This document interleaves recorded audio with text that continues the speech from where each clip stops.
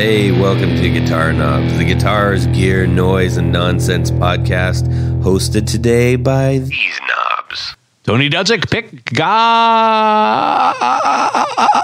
Jared Brandon Wound pickups. Thank you, Jared. Hey, everybody, this is Todd Novak. Welcome to the Guitar Knobs podcast. We are thrilled that you are listening to our show with us. It's like you're here, but you're not. But we can feel you, all of you. It's like we're all holding... No, we can't do that.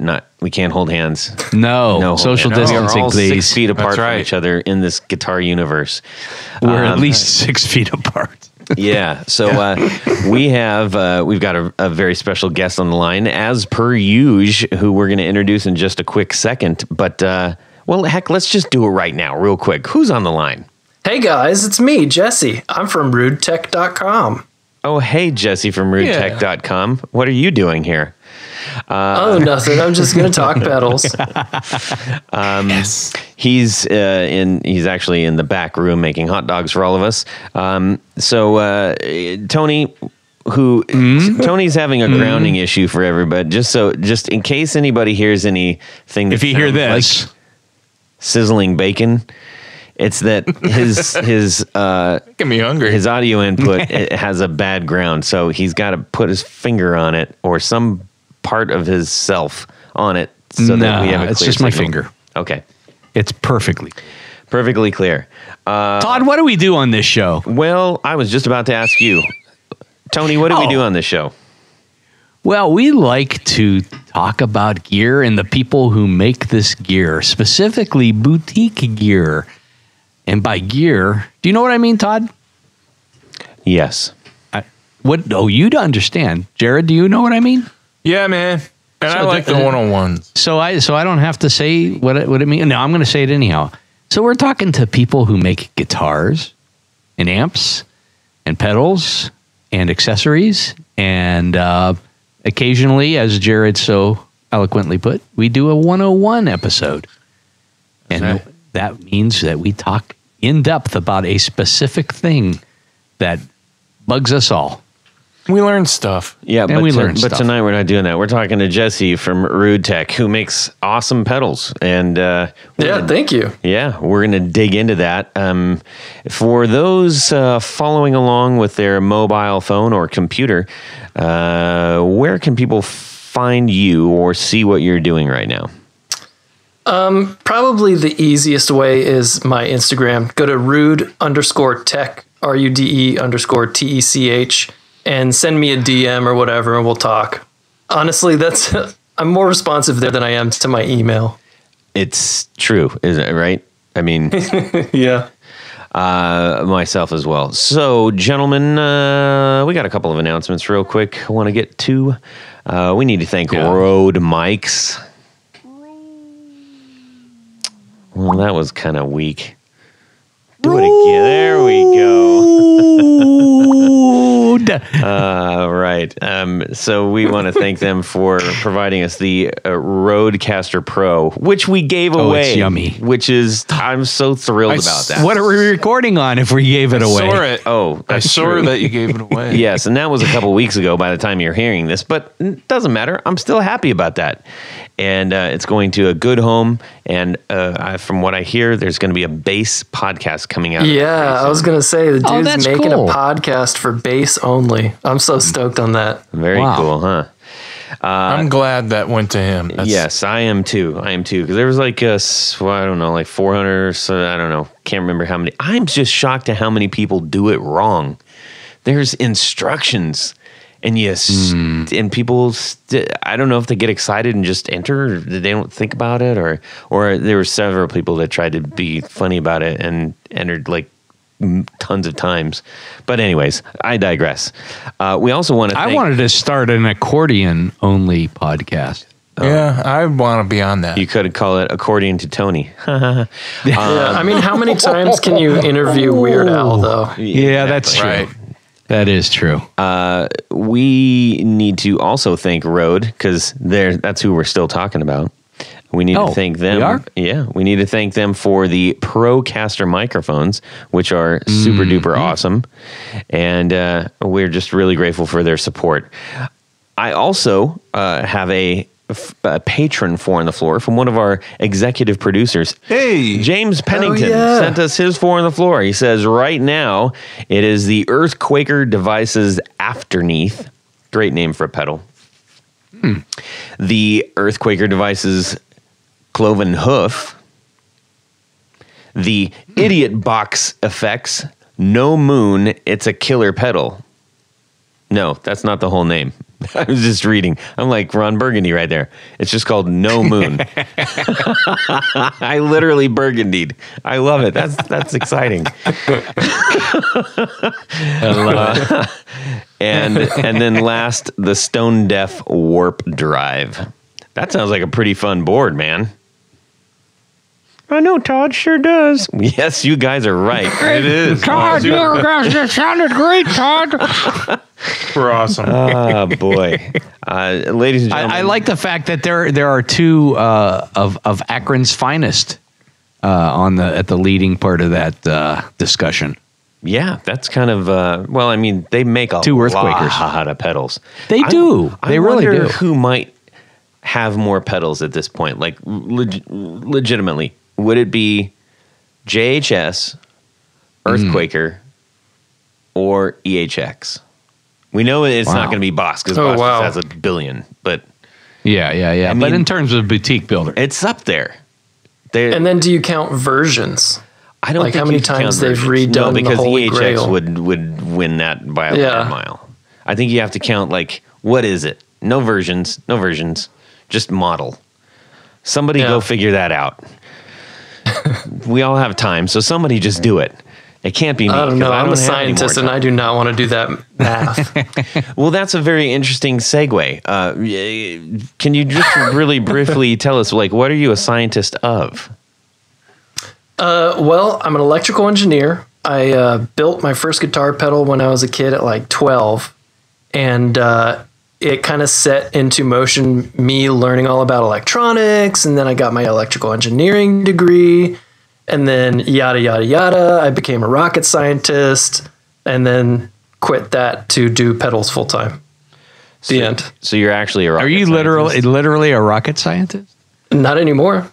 But you were. But you were. Yeah. Well, I was working at an aerospace testing complex, and we would I would like design tests for whatever the test article was from, let's say, GE or Pratt & Whitney or whoever. So it would be like a turbine engine or a rocket engine or whatever, and we would hook it up in these test cells and run a bunch of tests on it for millions and millions of dollars and just pray we didn't break anything, which we did a lot. So what you're actually saying is building pedals is indeed rocket science. I mean, honestly, I'm doing way more engineering now that I'm just doing pedals. Because, I mean, at that job, a lot of it was purchasing, designing a system, and then you have to like spend a week drawing out it so that you could send the information to ETs or ITs so that they could like build the thing that you had designed. So, I mean, now it's just me. So everything I do is just, okay, I can engineer this. All right, engineer this. All right, I do a little bit of parts ordering, and then I can get right back into it and learn much more electronics and stuff. Interesting. That's very cool. Hey, everybody, why don't we get into what's going on in our music world this week? Tony's going to lead us off, and then we will hear from Jesse. Okay. So in my music world this week, you know, I am shocked. Like today at the shop, I was only in for a couple of hours, but I had to do some painting, and this was not the best day to shoot lacquer. But so if I sound a little bit crazy, it's because I had like 10 sets of Rickenbacker guards that needed to be shot in gold, and needless to say, that kind of I mean, the good thing about it is it kills the mice that inhabit my shop from time to time, but I think in some small way it's probably killing me too. Maybe. But no, it's really strange how I really can't explain it, but it seems like every, you know, it cycles through and all of a sudden I get this pile of, you know, in 1 week's time, all these orders for essentially the same type of guard come through. And there's just no rhyme or reason to it. It's just, it happens. So I don't know if people are saying, well, I'm going to order a set of Rickenbacker guards from Pick Guardian. How about you? And, suddenly 10 people do that. It's just crazy. So I've been busy. Weird. That's cool. I've been busy doing your that. Google Analytics and see if there's like if they're all coming from the same source in your Google Analytics, and see if like, oh, maybe a blog mentioned you or something. That's possible. The same thing. This is crazy. So last week, it was I sell like vintage style Rickenbacker knobs. Mm-hmm. So they're like they're essentially the same type of knob you'd find on like a jazz bass, with a little small knob, but it's a set of 4 big ones and 1 small one. And there was one order that came in, and then literally within a day or two, 5 more orders came in for those. So it's just, as long as I've been doing this, it always seems to happen in that way. And it could be something people are indeed discussing, what they're ordering on various blogs or whatever. I don't know, but I'm happy that they are. Yeah. It's a good problem to have. Yeah, it's the best problem ever. Thank you, Tony. Let's go over to Jesse from Road Tech right now. In my musical world, I made a promise in 2020. I was only going to play bass guitar. And so last week, I was just, it's quarantine, going a little bit crazy. All I did was learn meme songs on bass guitar, like, Mario and that coffin dance, that coffin meme that's been going around. I learned the music to it. Okay, so if anybody doesn't know what describe the coffin meme. All right, so it's this funeral in Ghana, and these guys in suits, white gloves, they're just dancing. They're going crazy on the ground, in the air, spinning around with a coffin, and it's a funeral in Ghana. It's like the funeral procession through the streets. Kind of thing. Yeah. And people set it to this crazy ass music, so I learned the music. And the funny thing, at least I think it's funny, although sometimes I can't. I have to move my thumb over what I'm seeing because sometimes it can be disturbing. But the whole point of the coffin dance is like you see the coffin guys because it's one of those like people failing or disaster. Yeah, I hate things. that part. I'm like, ugh. Yeah. Anytime you see I want to watch a kid it? I on just a want to BMX get to the bike, dancing part. Don't look, Yeah. And then as soon as dude, they put the coffin guys dancing like right when the bad part is supposed to happen, and it is like first time I saw that I remember just laughing out loud. Just yes, this is brilliant. And it's like a relief to see it because usually they cut out the big slam. So like right before something bad happens, they just cut to the guys dancing with the coffin. Yes, thankfully, because then you can. Yeah, I don't have to constantly cover up my thumb. Boy, well, that's kind of like fun. You use your thumb on the E string. Exactly. Yeah. I'm a big fan of it personally. Yeah, well, I would be, but both my thumbs have been moved to my pinky area. So we had the thumb discussion a few weeks ago. Oh, I know. Yeah. Oh, I know. All right, Jared, what's going on with you, buddy? So part 300 of the story about me getting back together with a really good friend of mine and working on projects through GarageBand, recording new songs and old songs that we did well over, a quarter of a decade or a quarter of a century ago. Mm-hmm. So I got all my stuff going and it's working really well. That ties in with your pickups. You have old pickups that look new and new pickups that look old, and old pickups that look old and old pickups that look new. That's right. It all comes full circle, doesn't it? Yeah. Push it out, man. Push it for me. No, but we've been working on stuff. It's so great because I'll lay down some lead lines and I'll do like 3 or 4 of them. And then the next day I'll come back and check and he picked out the better one because he'll have erased the other 3. And then he'll tweak this, he'll tweak that, he'll ask me about this or that. And I've never had so much fun. It's so easier to do that rather than having to get together at a house and spending all the time, putting that together and annoying people with loud amps and stuff. This is done with headphones. So it's really, really modern compared to, when we all started when we were kids. I still do it the old-fashioned way. Dang it! Of course you do. But now that we're all secluded in our homes, we don't have a choice for the most part. And that's the way we're doing. I mean, he's 2.5 hours away, so it's not like we'd be getting together every day anyway. So yeah, that's great. So that's up and going, and I'm using a lot of guitars that I usually don't get out. So it's gotten me going. It's gotten me playing better. And I needed something like this to kind of give me a kick in the butt to, play more and get the rust off. So I guess that's the end of that. That's the end of that story right there, because it's a happy ending. So. Yeah. When are we going to hear the finished products? That's up to him mainly. Very cool. When he thinks they're done, he'll put them on YouTube, and I'll give you guys links. There you go. All right. How about you, Todd? And a bonus. I'm sorry. I'm going to keep going.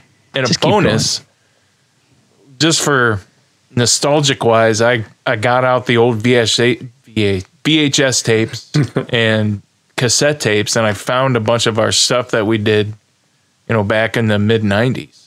And I put some of that on YouTube without their permission. So whether it's embarrassing or not, I don't know. Awesome.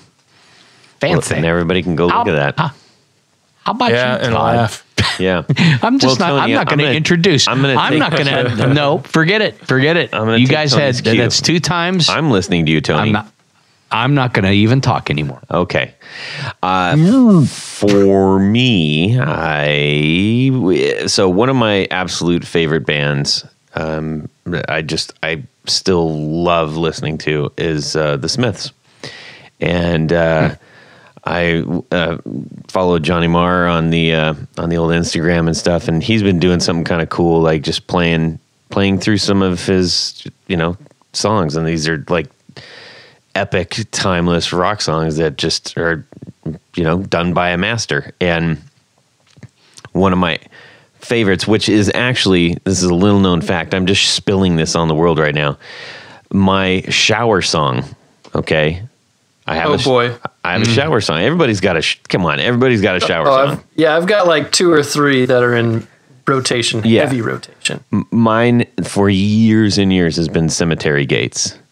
Not by Lamb of God, but by the Smiths. And so he was saying, he asked people what they want him to do, and so he's just out like in his backyard with an acoustic guitar, and he says, somebody asked me to play through, meaning play it and then kind of show how he's doing it a little bit.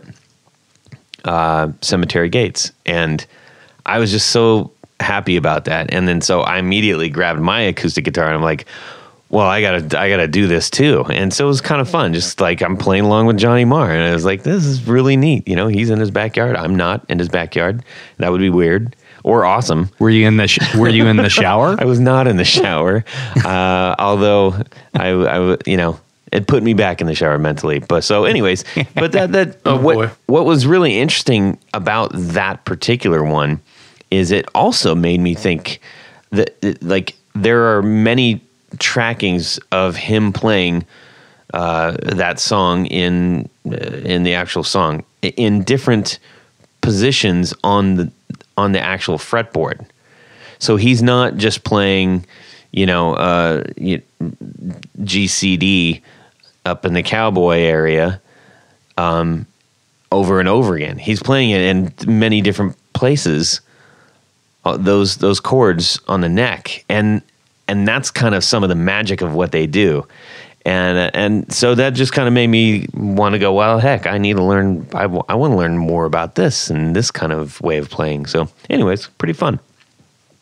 Huh. So Did you get there. I want to that? see that. Did you get that link I sent you to Jonesy's Jukebox? Speaking of people singing in showers. Yes. When I left California, Jonesy was maybe about a year, maybe 2 years into his station on KROQ. And he's obviously a very entertaining character. That's Steve Jones from Sex Pistols. Yes. And But there was on, if you go to the website, there's actually a some recent stuff of him. He is in the shower playing an acoustic guitar.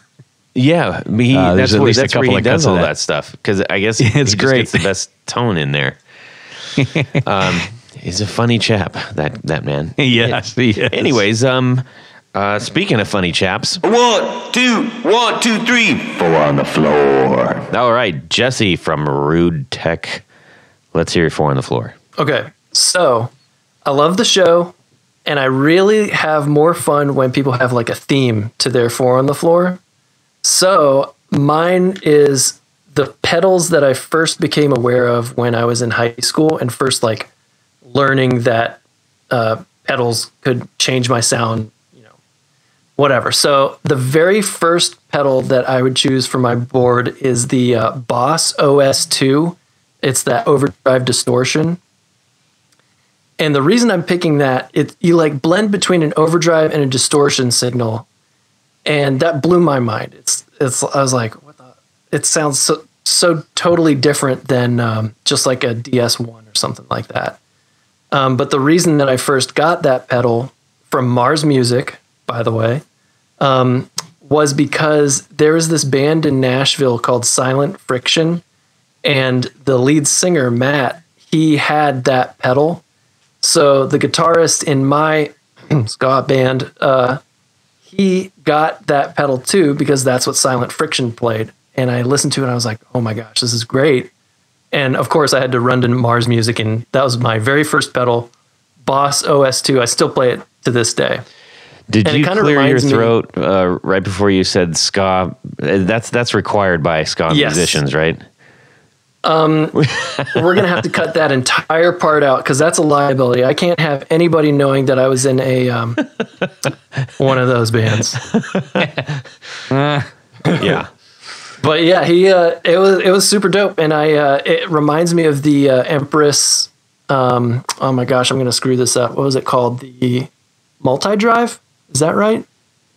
It's an Empress pedal that has a fuzz and an overdrive and a distortion all mixed together, and you can like blend them all. Steve Bragg, incidentally, was one of the first people that gave me advice when I was starting up Rude Tech.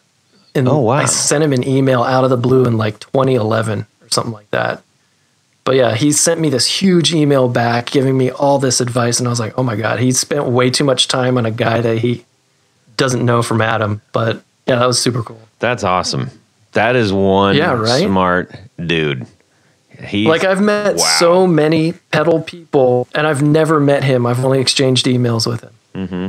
But my next pedal is also going to be a distortion. It's the DoD Attacker. I got this pedal from Nashville Used Music in either 1999 or 2000.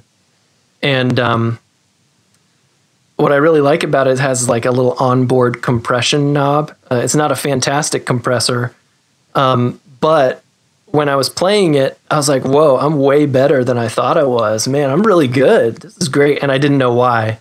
And it's because it has that compressor on board. But I really, really liked it years later because I saw a video of Mark Mothersbaugh from Devo. You know how he has that Stratocaster that he duct tapes a bunch of pedals like a ring mod and a distortion to it. And that pedal was taped to one of the horns of his Stratocaster. I was like, oh my God, my pedal's even cooler than I thought it was.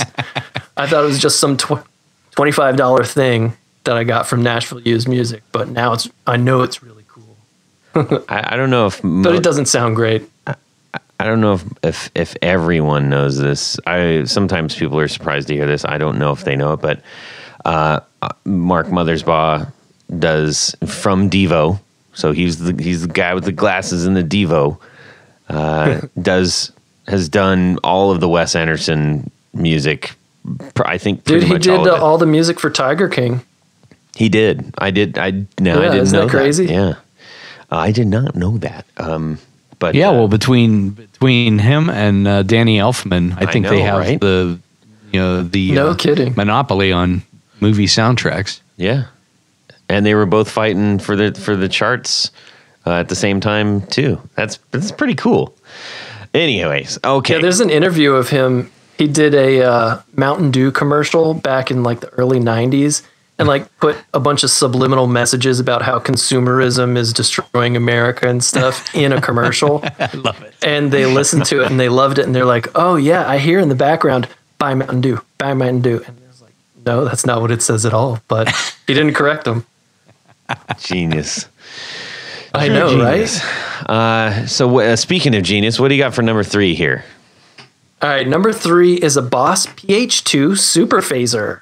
I like this. I first saw this because in my first band ever, I was a freshman and I was in a band with some of the seniors in high school.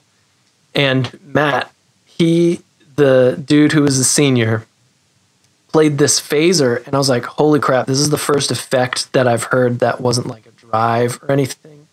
And got to hear him play with it in person right there. And it was like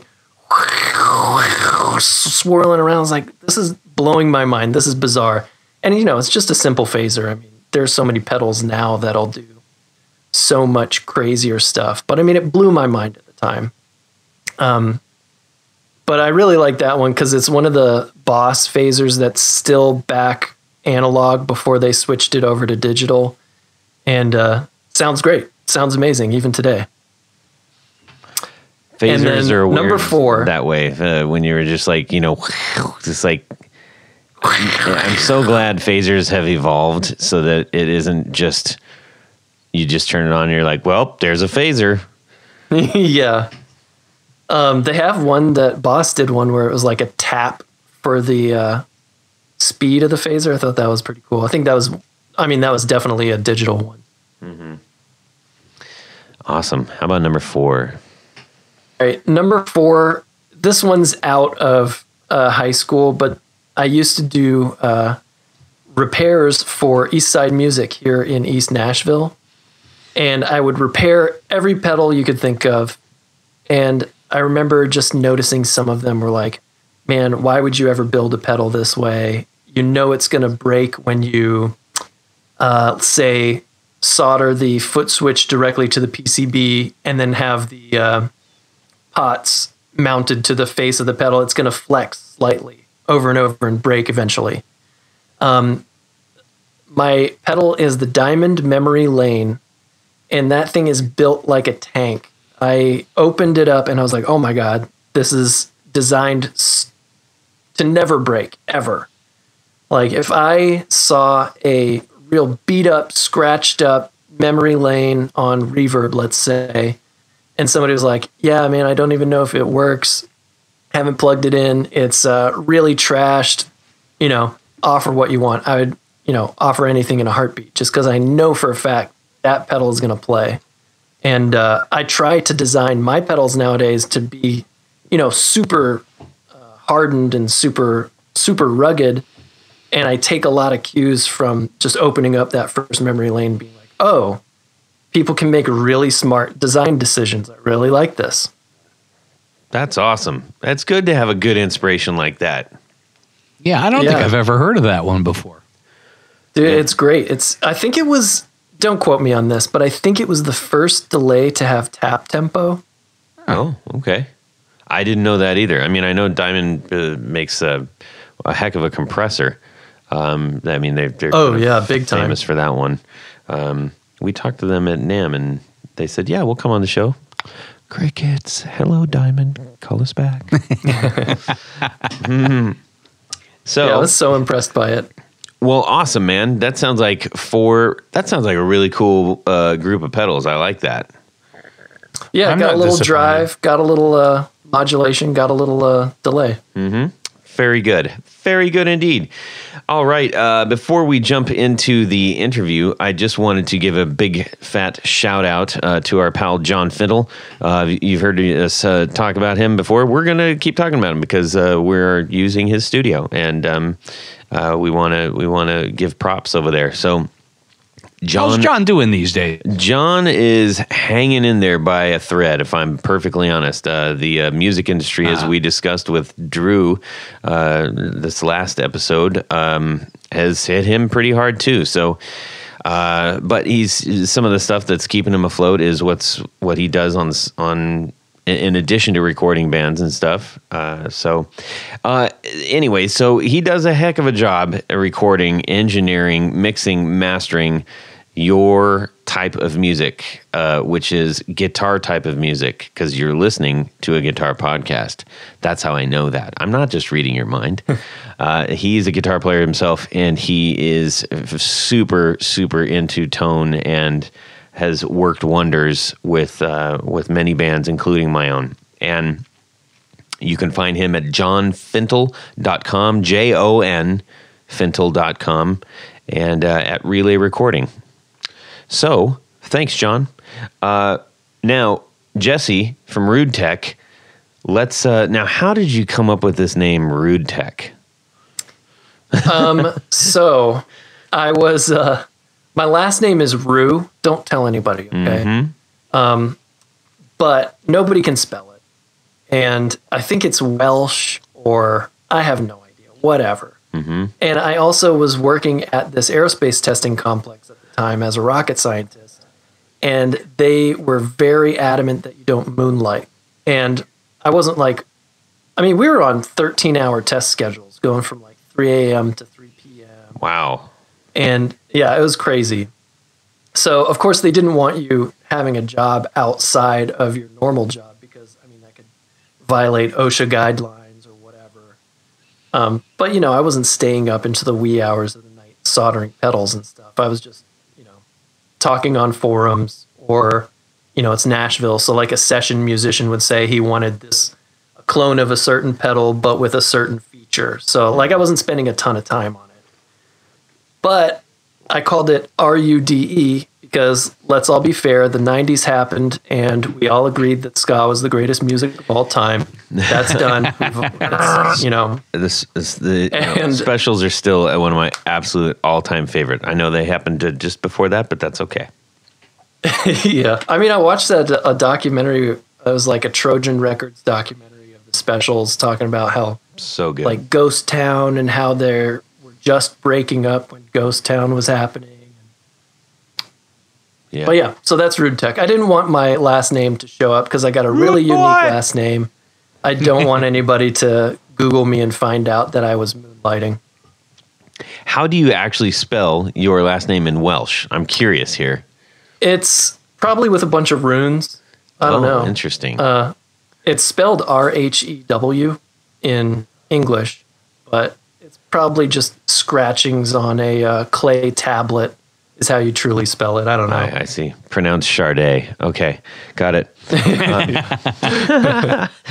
Oldie but a goodie. I love that one. Anyways. All right. So we got through that one. That was a big, big question. And I know everyone can sleep well tonight knowing how Rude Tech got its name. You've already established that you were a rocket scientist and a lover of science and mechanics and engineering and all that stuff. You could go many, many ways with that. You're solidly sitting in the realm of guitar pedals. You have one out right now that you have managed to splatter pretty well across Instagram. Why don't we just talk about that one really quick so everybody has an idea of what you're doing? Yeah. So it's the, and I'm realizing now that I've never pronounced the name out loud. So it's called the 3 Muff 14, I guess is how you pronounce it. What's that? It's pronounced Charday. I would say it's the 3 Mu F14. It's the 3 Mu F14, F-14. Who knows? You could be right. I don't know. But it's the idea is that it's 3 muff pedals in one. I actually designed it for Jake from Jeff the Brotherhood. Some guy designed a muff that he really loved, and it was just his sound through all the albums. And it just, over tour just started dying because it was built by a 16-year-old that was a fan of theirs. Oh, wow. So I built a muff that had his muff in it, a muff that I wanted, which was the green muff, and then like a Civil War muff. So you can switch between the different versions of the circuit on the fly. And I didn't typically play muffs a lot because I don't really like the mid cut on them. Mm-hmm. And somebody told me the trick. I think it was... Man, I forget who told me this, but you run a muff into an overdrive, set the tone kind of high, and it evens out all the mid notch that a muff has. Yeah. Just evens things out, and it sounds great, sounds real creamy.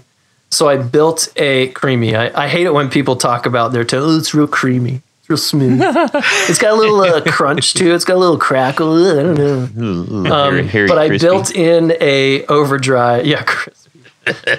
It's sibilant. But I designed a tone circuit for an overdrive that perfectly matches with the mid scoop of a muff, and then just tacked it onto the end and put it on a second foot switch. So it's one pedal, but like 2 pedals that you can kick on. And then I made everything look like, I'm trying to draw from what's my background and my branding. What's it going to be? I have no idea. And I put, it's going to look like the cockpit controls of a MiG jet. And that's where the name comes from. It's supposed to be like a MiG-29 or something like that. So it's the 3 muff, because there's 3 muffs in it. 14. Oh, the 3 and the 14 is like a pie. So. Clever. Yeah. Nice. So Well, it can't be too clever if I have to explain it to everybody. Well, like it's 3, and it's also got a 14. Yeah, that no, means but like, it's a think pie, about it. but then it's You guys get it. also You get I like from a MiG I fighter. like mine so better. why don't you understand this? I like apple pie. Apple I pie like with Mew. vanilla. Yeah, it's the 3 mu Yeah. F-14. So the looks of this thing, I mean, it's really cool. You get this in your hand, you're like, oh, this is really something. Because let's be honest, anytime we've seen anybody in a cockpit sitting there flipping all the switches and stuff, the cool thing about all the switches, it's not so much that they're switches. It's like when you got to flip the red lever up to then click the switch, it's like, oh, what's that going to do? And it like snaps into place. Right. So yours have the little switch guards. What do you call those things? Switch guards? Yeah, just toggle guards, switch guards. Those are actually made by those are the same toggle guards that are in the Batmobile in like movies and stuff. Wow. It's this company that makes airplane control panels in Connecticut or something like that. I think it's like Perihelion Designs or something. But they supply AV for movies and stuff. So when they were designing control panels for the Batmobile, of course, those are the guards that they ordered. How about that? Yeah, I only found that out like a month ago. So you got that's turning into quite a special pedal. Like, even for those who haven't even heard it, it's like there's a lot going into this thing here. Well, I have to say that I really enjoyed this pedal, and normally I'm not a big fan of the muffy kind of things and fuzzy kinds of things, but with the rig that I tested it with, I just loved just about every sound that came out of it. Wow, Yeah. thank you. Tell them about your rig real quick. What you used it on, because I think that it says a lot. Yeah. So I was using it is a Strat body, basically an Esquire. It's got telly bridge, single pickup, but it's a super hot single coil bridge pickup. And I was running that into Vox AC50 hand wire. It has Celestian blue, so it's. That's one of the loudest amps I've ever heard. Well, for a 15-watt amp, yeah, it's incredibly loud. But that's kind of, I know what that amp sounds like, so that's what I usually test most of the pedals and things on. And it just sounded great. And the thing that I liked about the pedal is a lot of times, we'll get some, overdrives, muffs, fuzzes, whatever, that tend to just clip on the, the treble frequencies. And to me, that's just painful. And the Vox itself is a relatively bright amp. So, this just really, I think it boosted out the mids maybe a little bit more. And maybe, I don't know how you have the EQ set on it, but it seemed to, maybe tame out the high end a little bit too. Yeah, definitely. Yeah, thank you for saying that. There are even tone knobs for the mids drive. If you open up the pedal, you can switch out the clipping stage transistors, switch out the op amp for the mids drive. There are two little trim pots where you can make the mids drive really, really high and then change the tone of it. So if you want to saturate the overdrive part, I think that's overkill, but who knows? Somebody in a doom band might want to do that. Yeah, exactly. Now, the one thing I didn't notice a lot of difference on were the three, what do we call them? Yeah, the three versions. I could definitely hear some, but it's not as severe maybe as I was expecting.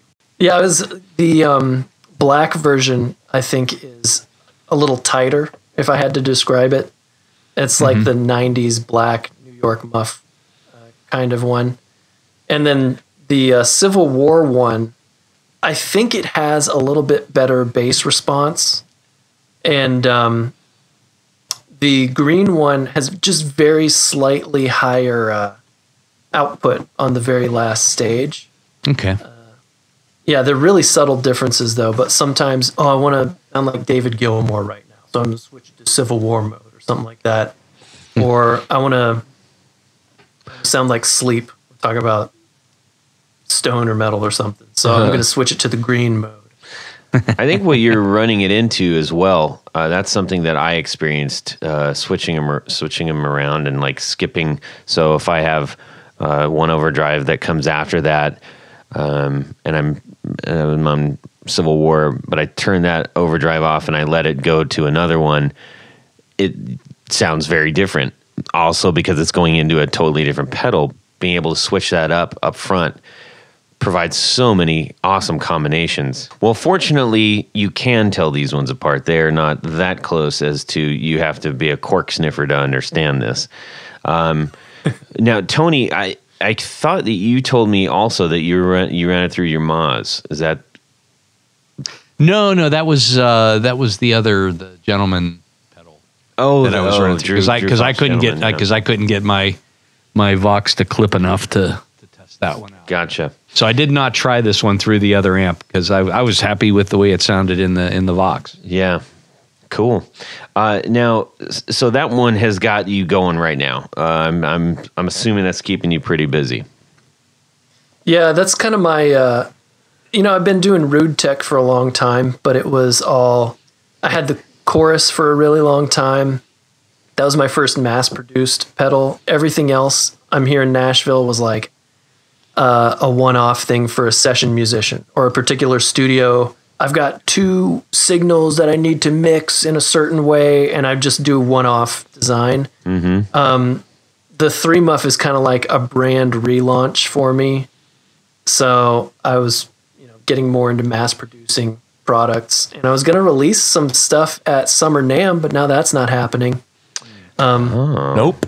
Yeah, right. I was going to do a collaboration with another pedal company and a guitar company, and it was like, oh, I'm so stoked to have my name next to these guys. Like, how amazing would that be for me? But I've got some good news for you. Oh, hit me. I got my refund today for investing in NAMM. Why? They paid me back. So it's more really good news for you. I know, but it is good news. Thanks, Jared. So no, it does suck, man. It sucks not having NAMM this year. It was kind of like it hit home when they did refund the funds that I had already invested. That makes it official. It hurt. It was like I'd rather have NAMM, Yeah. Yeah. Can you disclose any of these special things you were doing?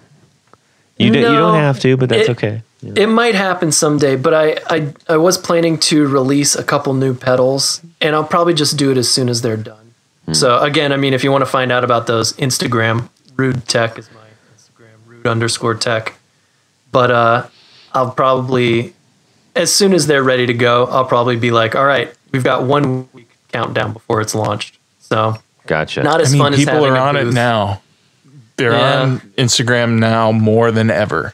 They really are. They really are. I mean, I know I am. Yes. Yeah, I mean, one day or a few days I was slow in sales, so I went on Instagram, did about 3 or 4 posts, and the next couple of days I was super busy.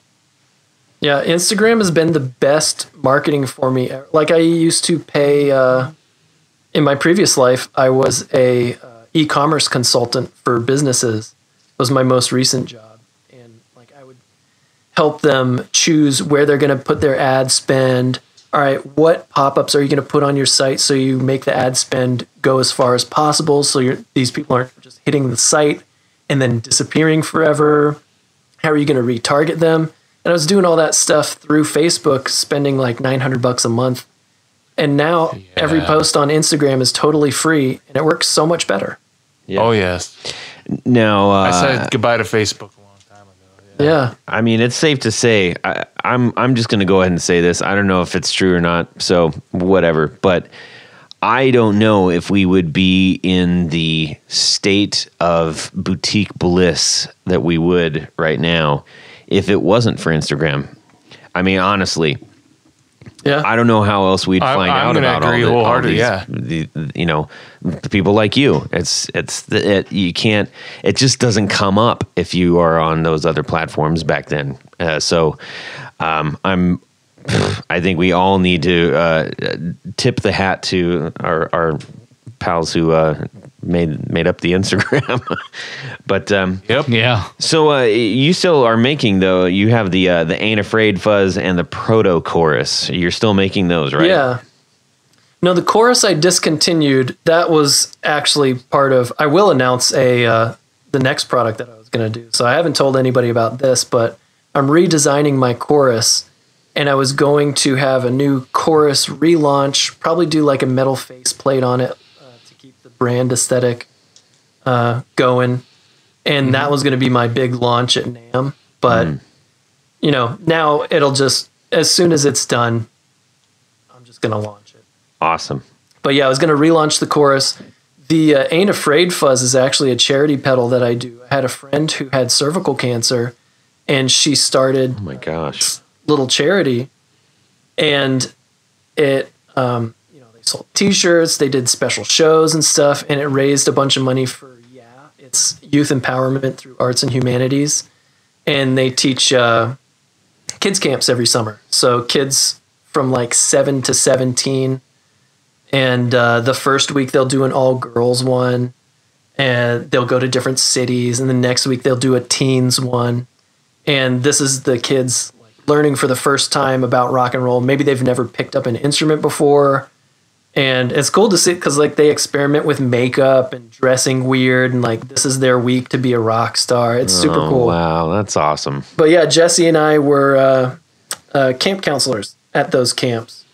But she eventually died of cervical cancer. She was in that band, Those Darlings.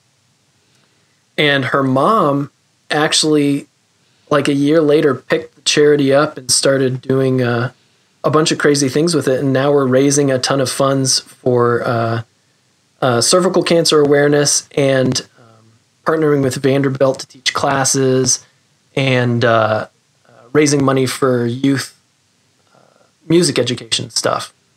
And I'll teach like soldering classes to kids that are 7 years old. It's crazy. They're way smarter than I am. That's so cool. Yeah. Can you teach Todd how to say the word soldering? All right. I mean, honestly, I don't even know if I can say it. Soldering. Yes. Soldering. Charday. So, well, man, I'm so glad that you touched on that, because it's good that people are out there doing it. Like I'm going to be, well, at this point in time, you will have heard about the small sound, big sound pedal that when we had Brian from Small Sound, Big Sound on earlier or later last year, in the middle of the show, we just started kicking around an idea for a pedal, and he's like, "Yeah, I'll make it." And I was like, huh, "Okay."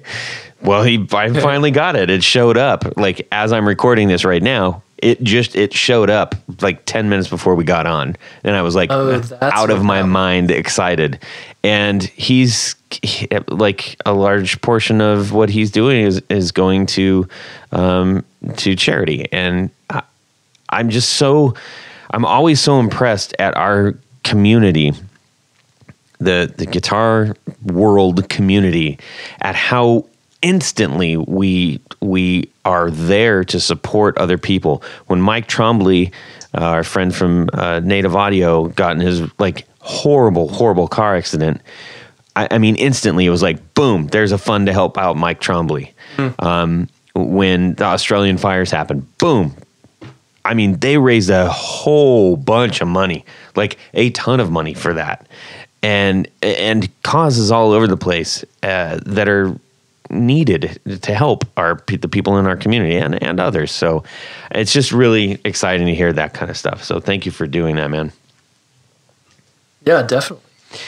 Well, can you tell us just really briefly, we're going to start easing out of this here segment, but what can we look for from you moving forward in the future after someone goes and gets one of these Therma-14 distortion, the Therma-14, because it is an awesome pedal. I highly recommend you all go out there and get one of those.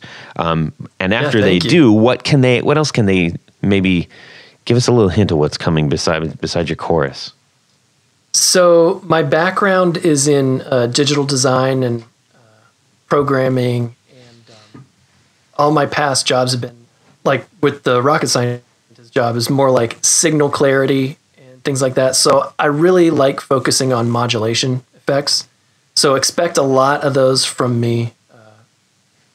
And I'm going to do a lot more stuff with microcontroller programming and pedals. So all the controls will be digital, and but I'll keep obviously the voices analog. That's awesome. Well, man, that's very cool. We can't wait to see what you come up with, knowing that big old brain of yours is behind some awesome pedals. Among other things. Yes. All right, Jared. Ladies and gentlemen, it's everyone's favorite part of the show. And I'm going to sing you a little jingle that goes like this. Would you rather? All right. This week's Would You Rather is fairly simple, but you're going to think about it for a minute. Would you rather keep the best guitar that you own now, or would you rather trade that in for the best guitar that you lost in the past or sold in the past that you really want back? That's a pretty good one. Well, all right. We're going to go around the horn here. That's a good one, Jared. Tony. So I'm putting on my thinking cap. There are any number of guitars that I sometimes regret getting rid of. I'm trying to think if there's any that I would prefer over some of the ones that I have now. It's not easy, is it? No, it's not easy, because when you it's all kind of relative, because at the time, if you weren't using something, you just said, well, okay, I don't need this anymore. I think I am still going to keep I'm going to keep my my I guess you would call it best guitar that I have now, only because it was one that I wanted for so many years, and that would be the Rickenbacker 360-12 V64. So it's modeled after George Harrison's 12-string Rick, and I over the years I had tried to modify various like 330s and other things like that, and it was never quite right. And so one came available. Gosh, now I probably had it for about 10, 12 years at least, maybe longer. And that was the one that it was everything that I expected it to be. So I'm going with that. I'm gonna keep my best guitar now. Okay, Jared. Yeah, this is super tough. The one guitar that means a lot to me was my 1974 Gibson SG Standard that was in mint condition when I bought it in 1994. And I paid $500 whole dollars for it. That was a lot of money in 94, especially to a 16-year-old kid. I was at a gig with my band, and I set it on a surface, and a big light vibrated off and landed on it. I was not smart enough to put it in the case, so the neck snapped on it.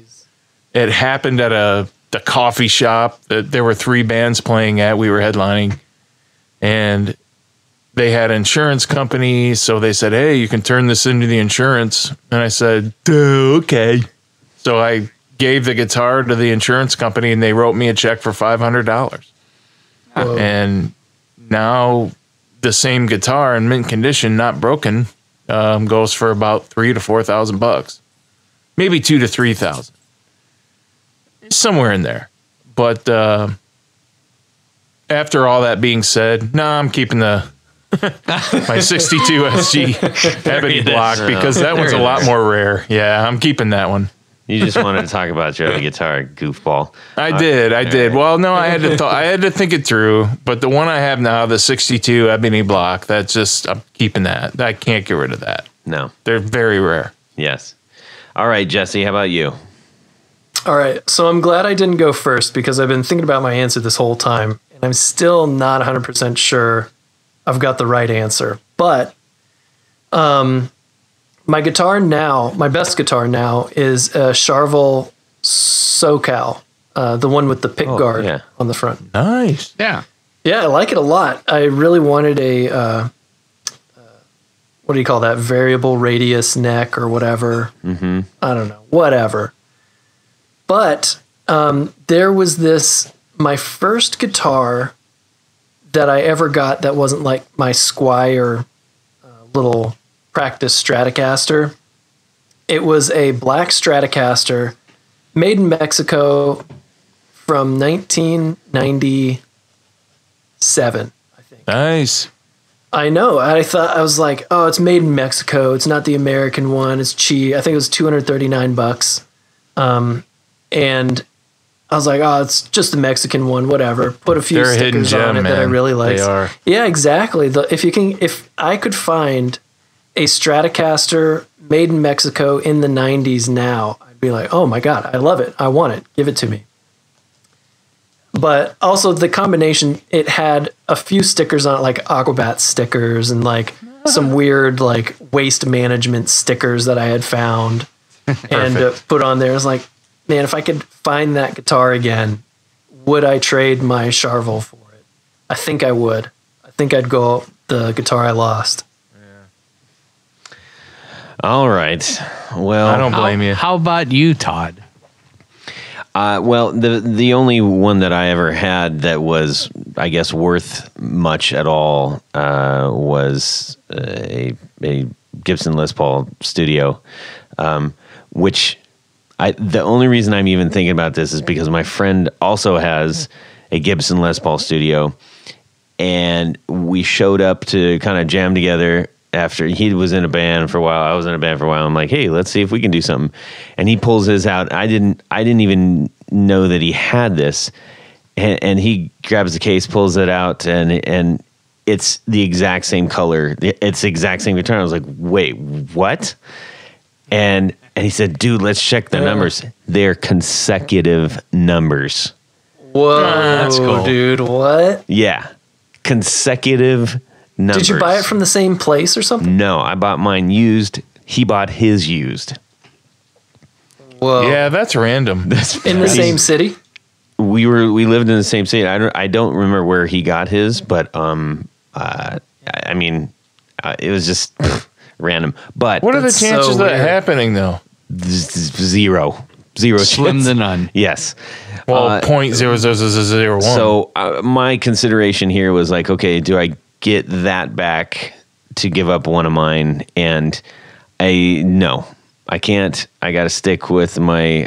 I don't know if I don't know if I have a best guitar, but the one that I would say maybe would have replaced that Les Paul would be the Les Paul double cut that I have. So I love that guitar. Keep it.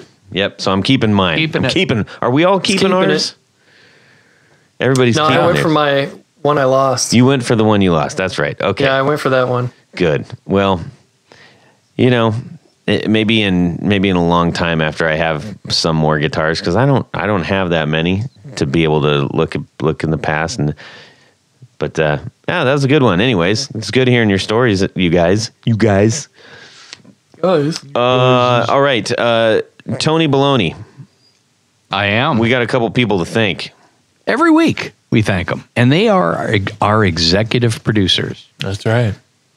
Now, someone's probably out there saying, what is this executive producer thing that I keep hearing about on the podcast?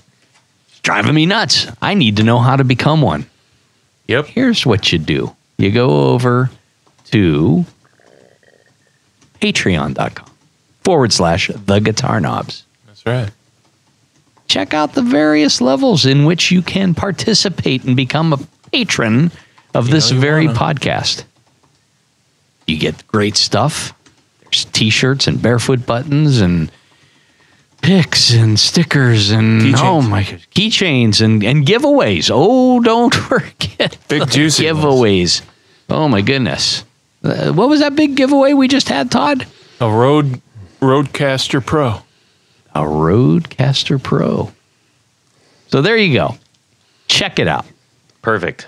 Get in. Just do one of those levels. But there is a certain level, we call it the executive producers, that gets a very something special. In addition to all that great stuff, Jared, what happens? You get to have your name read on the thing.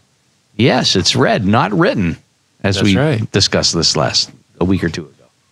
Thank you. So I'm going to do that. I'm going to do that right now.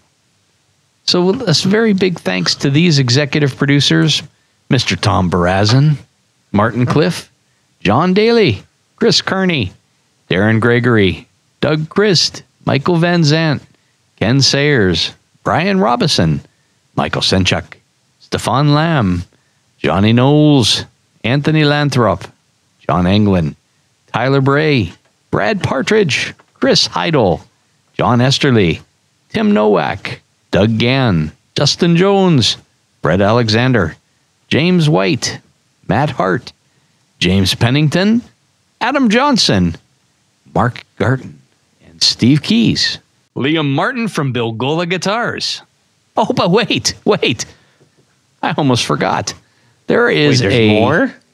There's more. There's even more. There's a special group of executive producers. They have a very secret handshake. We call them our grand poobahs.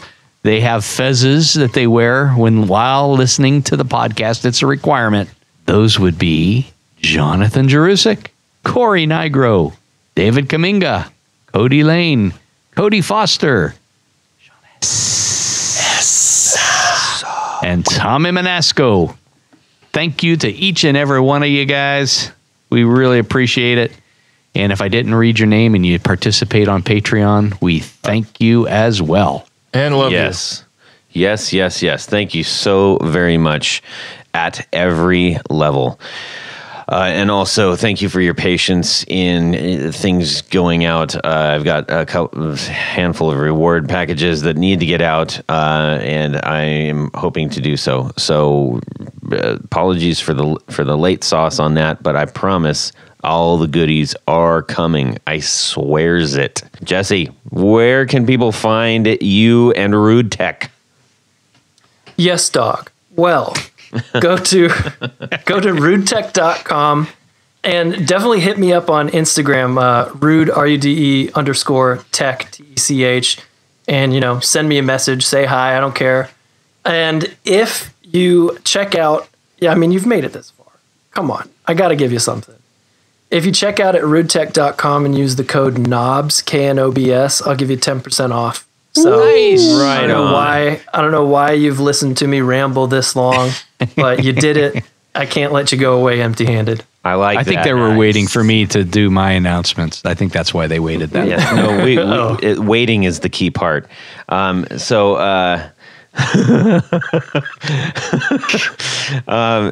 is awesome. And if anyone needs to re-roll their sleeping bags or something, while I do that, please continue to do that.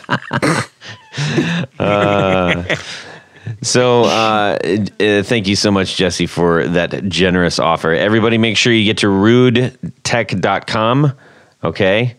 And go get that stuff. Get that 10% off. Yes, and get that knobs, KNOBS. That is an awesome pedal you need to get your hands on for sure. And you know, and then go back and check out his other new stuff that's coming out. Tony Baloney, where can people find you? You can go to tonybaloney.com. No, you can't. You need it doesn't exist. It should exist. Maybe I'll have to check that. Let me check that domain. Yeah, I would. Go over to pick. Oh, damn you. Go over to pickguardian.com and you can see some of the things that I do and offer for sale. If there's something there that you don't see or you need or you want to discuss, shoot me an email. We will get you taken care of. Some of the projects we talk about are listed on my Instagram account, which is pickguardian and the number 1. I like it. Jared, where can people find you? Yes. Go to BrandonWoundPickups.com. Check out the stuff I got going on. You can get all sorts of cool stuff like old-looking pickups that are new. New-looking pickups that are new. You could get rewinds from me, $30 a coil, fast turnaround time. Go to Instagram and look at all the cool old-timey rewinds that I've done. And if you have any questions, get a hold of me either Instagram or email or whatever. Awesome. I will answer. Awesome. By the way, I did just actually go try to buy TonyBaloney.com, but it's taken. I was going to try, but my keyboard is so loud. I was like, God, the loudest keyboard known to man. All right. You can drop me an email, Todd at theguitarknobs.com, or DM me on Instagram. And I, too, am extremely active there. So I'm happy to answer stuff. I would love to hear anything you have to say that I can then share to my fellow knobs, including your just, hey, how you doing? Salutations, what have you.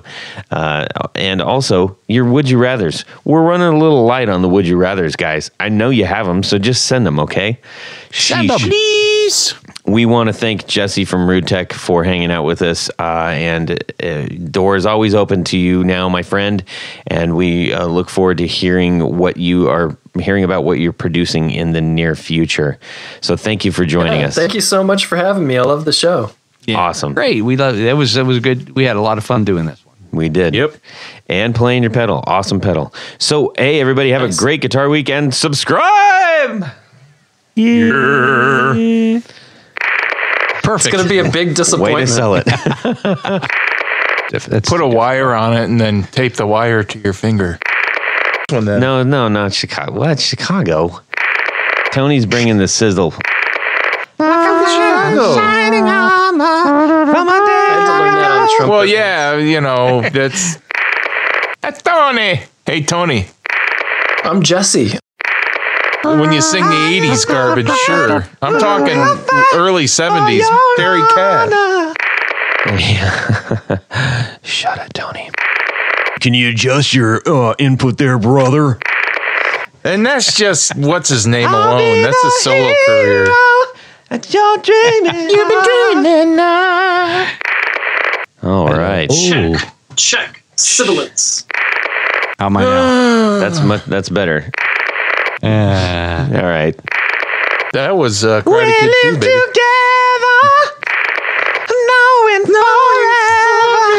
We did it all for the glory. Muff. The either or the would you rather is going to be, would you rather have 25 or 6-4? Come on. What do you think, guys? Got to pick. Well, that's it for these knobs. Please visit our Patreon page at patreon.com/theguitarknobs. Visit our website at theguitarknobs.com for all of our past episodes, 4 on the Floor blog, and other good stuff. You can connect with us on social too at our Facebook page and share your gear and stories on our Facebook group. Also, be sure to check out our Instagram at Guitar Knobs. Catch you next time.